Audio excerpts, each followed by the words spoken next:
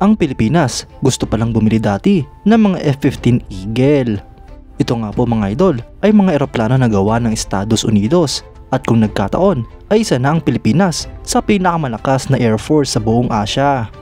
Yan ang pag-uusapan natin, pero bago yan, kung bago ka lang sa aking channel ay huwag mong kalimutang mag-like, subscribe at i-hit mo na rin ang notification bell button para lagi kang updated sa mga bagong videos natin.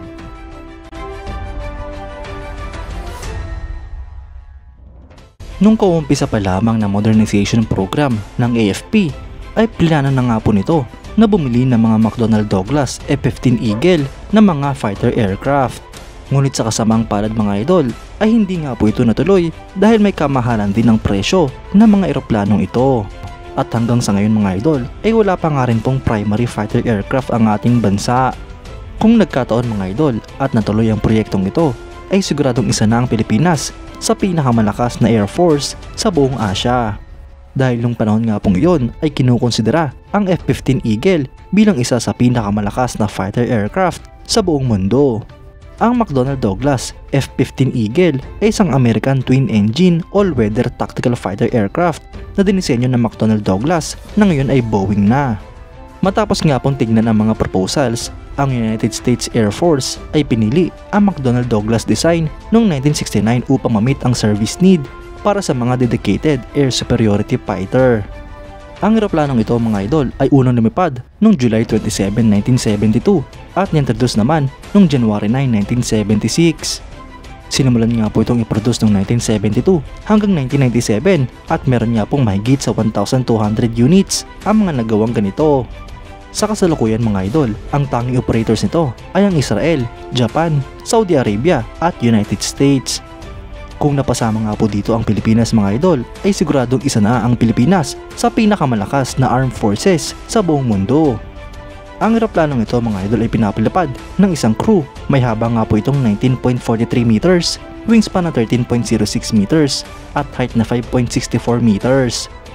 Ang empty weight naman nito mga idol ay 12,701 kilograms, gross weight na 20,185 kilograms at maximum takeoff weight na 30,844 kilograms. Para naman sa power plant ay meron nga po itong dalawang Pratt & Whitney F100 PW220 afterburning turbofan engines. Para naman sa performance mga idol ay meron nga po itong maximum speed na Mach 2.5.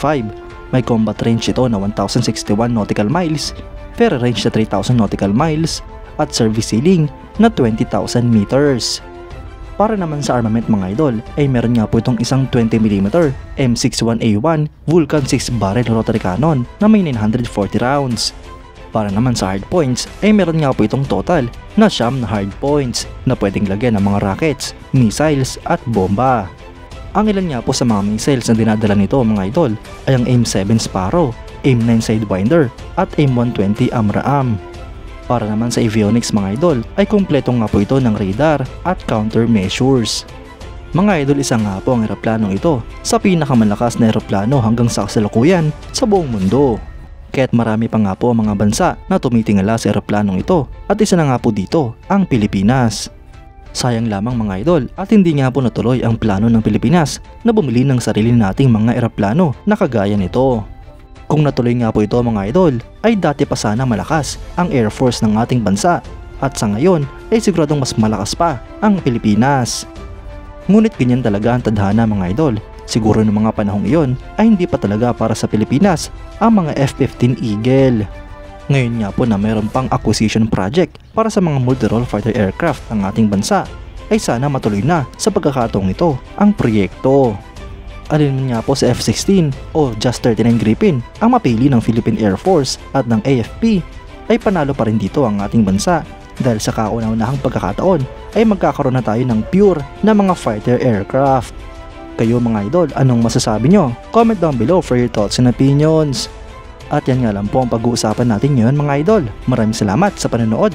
Huwag nyo rin kalimutang mag-like at subscribe bilang suporta sa ating channel. Mabuhay kayo mga idol!